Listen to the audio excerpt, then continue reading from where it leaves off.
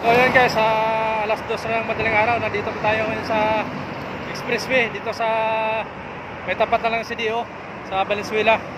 So palagpas lang ng Mindanao Avenue dito, nasiraan yung bunso kong anak dito. So ating car, yan.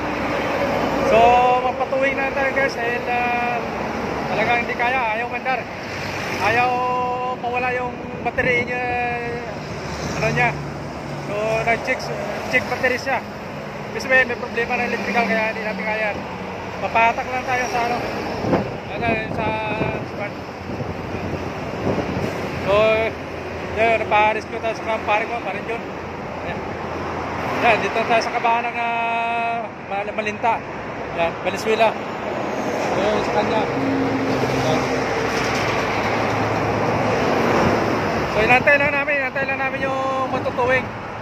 Sa ano lang kami. Papunta lang ng Marilao exit guys, doon na lang. Ayan, so mga pabrika dito sa likod natin. Ayan, expressway yan. So yan, update natin sa inyo. Thank you. CDO guys, so karap dito CDO, expressway yan. So, nalasali tayo. So, galing Balitawak na tuntang Malak, puntang Northern. So dito tayo sa ano.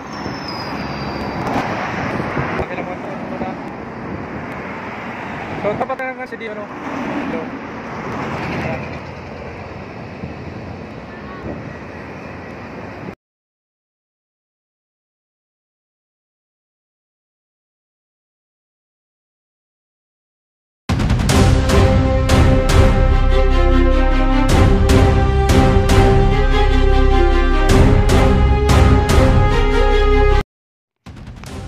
so ito na guys yung ating matutuwing sa atin. So dumating na.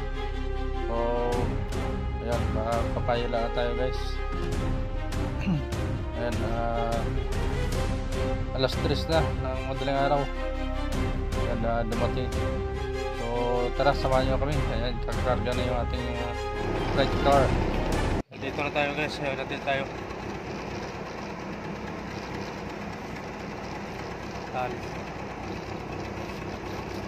Thank you Lord, nakarating din. Salamat kay Paring John saka kay Paring Bel. Saan mo yan? Diyan na lang. Yan na natin. Ayan guys, iso lang muna.